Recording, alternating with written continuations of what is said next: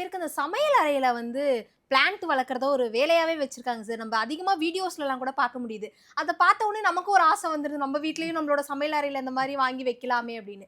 உண்மையாவே சமையல் அறையில இந்த மாதிரி பிளான்ட்ஸ் எல்லாம் வளர்க்கலாமா? எந்தெந்த பிளான்ட்லாம் வளர்க்கலாம் சார் வளர்த்தா?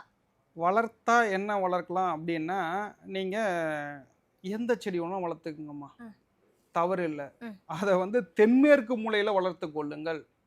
வீட்டுக்குள்ள வளர்க்காதீங்க. எந்த பிளான்ட்டுமே வீட்டுக்குள்ள வளர்க்கலாம். எந்த பிளான்ட்டுமே வீட்டுக்குள்ள வளர்க்காதீங்க.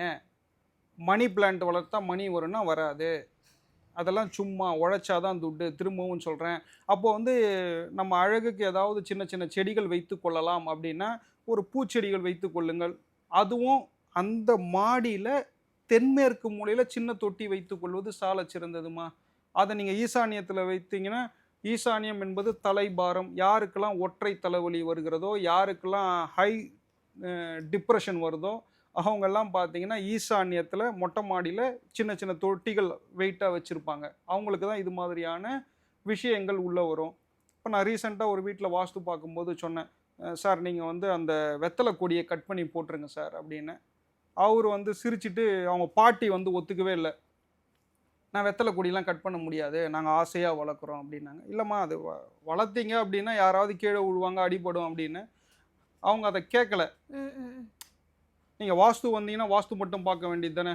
என் விருப்பம் நான் வளர்த்துக்கிறதுன்னாங்க. நான் சரி அவங்களுடைய கப் ஆஃப் டீ நம்ம சொல்றத சொல்லிட்டோம் அப்படின்னு சொல்லிட்டு நான் வாஸ்து பார்த்துட்டு வந்துட்டேன்ம்மா. 2 நாள்ல அவங்களுடைய திரிந்து அந்த வீட்டு பெண் வந்து கீழ விழுறாங்க. ம். அப்புறம் ஃபோன் பண்ணி சொல்றாங்க, "சார் கீழ விழுந்துட்டோம்." நான் அதனால தான்ம்மா வெத்தல செடி எடுக்க சொன்னேன். நீங்க தானே கேட்கல. நீங்க கேட்கல. நம்ம என்ன பண்ண முடியும்? அப்போ ஒவ்வொரு விஷயமும் வீடும், அ மரச்செடிகளும் நம்மோடு பேசும். நம்ம கிட்ட என்ன இல்லையோ அத எடுத்துரும் அது. ம். கால்சியம் குறைபாடுன்னா வெத்தல உள்ள வந்துரும், அடிபட்டுரும்.